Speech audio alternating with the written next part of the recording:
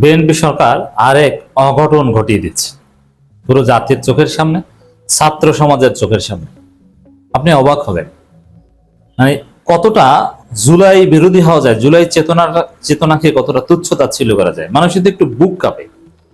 আমি ধান্দাবাজি, চুরি, নানান বাটপারি করতে পারি, কিন্তু সদ্য সমাপ্ত জুলাইয়ের সাথে এইভাবে বেইমানি করা যায়, এটা বিএনপিকে না দেখলে আপনি বুঝবেন না। একটু মিনিমাম লজ্জা শরম, মিনিমাম হায়াত লজ্জা থাকলে এই কাজ অ্যাটলিস্ট করতো না। যেমন বিএনপি যদি ভোট চুরি করে করতে পারে, কারণ ভোট চুরির বিরুদ্ধে কোনো বিপ্লব বাংলাদেশে হয়নি। 24-এর বিপ্লবের সাথে ভোট চুরি কোনো সম্পর্ক ছিল না। হ্যাঁ, 24-এর বিপ্লবের মধ্য দিয়ে মানুষ ভোটাধিকার পেয়েছে, কিন্তু জুলাই আন্দোলনে কেউ একবারও বলে নাই যে আমি ভোটাধিকার চাই, নিরপেক্ষ সরকারের অধীনে নির্বাচন চাই। এই কথা কেউ বলে নাই। হাসিনার পতন এটা শেষে বললেও বিএনপি জামাতের যে আন্দোলন, ভোটাধিকার চাই, এটা পুরো জুলাইয়ের 36 দিনে 1 সেকেন্ডের জন্য উচ্চারণ হয়নি। জুলাই আন্দোলনটা ছিল বেসিক্যালি কোটা সংস্কার আন্দোলন, তারপরে ছাত্র হত্যার প্রতিবাদ, তারপরে এসেছে 1 দফা। 1 দফার আগে ছিল 9 দফা। 1 দফা, 9 দফা এগুলোর কোনোটার সাথে অথবা কোটা সংস্কার আন্দোলন কিংবা ছাত্র হত্যার প্রতিবাদে জনগণের আন্দোলন, কোনোটাই সরাসরি নির্বাচন কেন্দ্রিক না। অতএব ভোট চুরি এটা অবশ্যই অন্যায়, এটা করতে দিব না আমরা, কিন্তু এটা করলে মানা যায় না। এটা তো জুলাইয়ের সাথে ওইভাবে বেইমানি না, এটা বাংলাদেশের কমন ট্রেন্ড বা আওয়ামী লীগের ফুটপ্রিন্ট অনুসরণ। এরপরে চাঁদাবাজি, চাঁদাবাজির বিরুদ্ধেও জুলাই আন্দোলন হয়নি। জুলাই পুরো 36 দিনে কোথাও বলেনি যে আমরা চাঁদাবাজ মুক্ত বাংলাদেশ করার জন্য আন্দোলন করি না।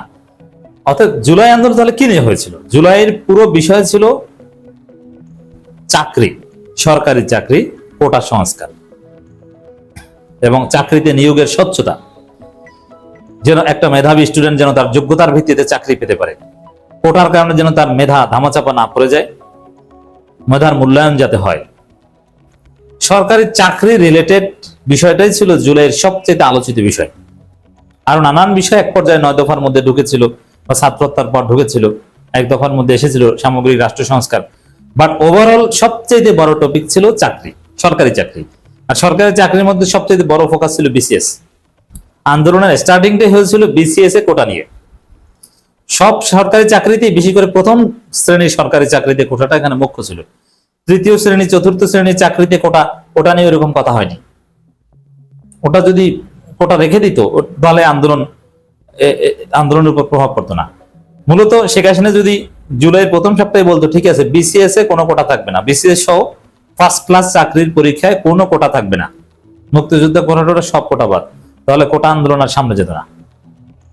এর মানে বিসিএস সরকারি চাকরি, বিশেষ করে ফার্স্ট ক্লাস সরকারি চাকরি, এটাই ছিল জুলাই আন্দোলনের মূল আলোচ্য বিষয়, মূল পয়েন্ট।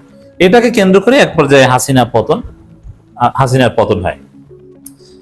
তো সেখানে বিএনপি সরকার ক্ষমতায় এসে ভোট চুরি করতে পারে, চাঁদাবাজি করতে পারে, অনেক কিছুই করতে পারে, কিন্তু সরকারি চাকরি নিয়ে তালবাহানা, এটা অ্যাটলিস্ট মিনিমাম হায়া লজ্জা থাকলে করতে পারতো না। মিনিমাম কমন সেন্স থাকলে, জুলাইয়ের প্রতি মিনিমাম শ্রদ্ধাবোধ থাকলে এই কাজটা একটু করতে পারতো না। তো ঠিক আছে, আমরা লুটপাট করি, দুর্নীতি করি, সবই তো করি, ঠিক আছে, কিন্তু ছেলেপান জুলাইতে যে কারণে জুলাই ঘটিয়েছে, আর জুলাই ঘটেছে বলেই তো তারেক রহমান বাংলাদেশে আসতে পেরেছে, বিএনপি ক্ষমতায় আসতে পেরেছে। অর্থাৎ জুলাইয়ের চাকরি, বিসিএস, এইটা নিয়ে অ্যাটলিস্ট আমরা ফাজলামি না করি।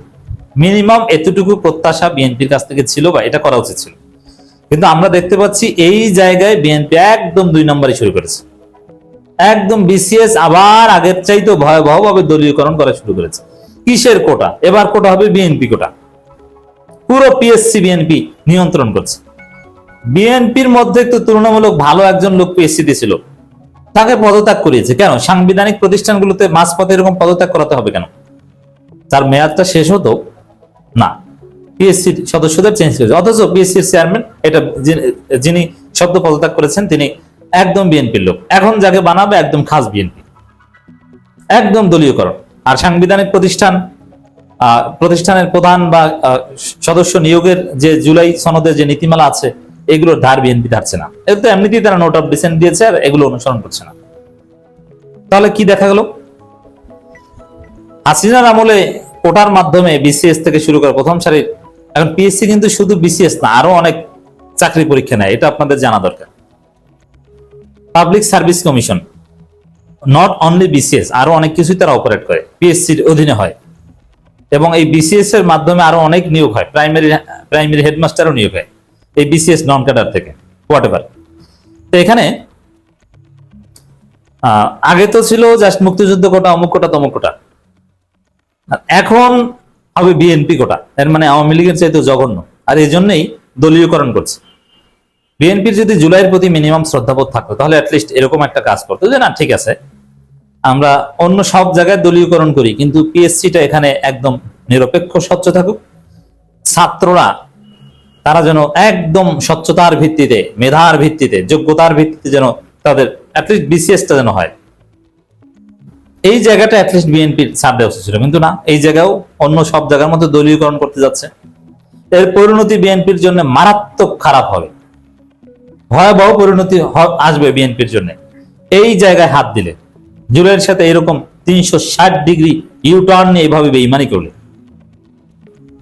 দর্শক, বিএনপি কেন এই পিএসসিটাকেও ছাড় দিল না? জুলাইয়ের যে মূল যে টপিক ছিল, জুলাই কিন্তু এই পিএসসি কেন্দ্রিক এবং পিএসসি কে গালাগালি বা এরকম নানান বিষয় ছিল। তো এটা কেন বিএনপি এখানে দলীয়করণ করতে যাচ্ছে?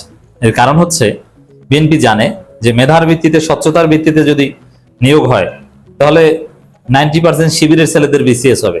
ছাত্র দলের একটাও যোগ্যতার ভিত্তিতে বিসিএস ক্যাডার মধ্যে যেতে পারে না। প্রিলি পাস করে রিটার্ন দিবে, ও একটারও যোগ্যতা হবে না। ওগুলো তো সব টেম্পো স্ট্যান্ডে চাঁদাবাজি করবে। তার চাইতে বরং কিছু লোক এরকম দলীয়করণের মাধ্যমে বিসিএস ক্যাডার বানায়, নইলে তো সামনে বিপদ আছে। সব বিসিএস ক্যাডার 90% যদি শিবিরের ছেলেরা হয়, তাহলে বিষয়টা কিরকম থাকে? হ্যাঁ, একটা অংশ তো অবশ্যই কোনো দল টল করে না, জাস্ট পড়াশোনায় যাদের রাজনীতি, তাদেরই বেশিরভাগ বিসিএস হবে, দ্যাটস রাইট। কিন্তু পলিটিক্যাল যাদের হবে তাদের 90% দেখবেন যে শিবির। তো এটা সহ্য করতে পারছে না, এটা মানতে পারছে না বিএনপি, যার ফলে এই পিএসসি ও দলীয়করণের পথে হাঁটছে। শিবিরের কেন্দ্রীয় সভাপতি এই বিষয়ে অলরেডি একটা ঘোষণা দিয়েছেন যে পিএসসি দলীয়করণ করা হলে ছাত্র সমাজ মেনে নেবে না। শিবির সভাপতি, এর মানে কি? শিবির আন্দোলনের ঘোষণা দিয়েছে যে আর পিএসসি দলীয়করণ তো হয়ে গেছে।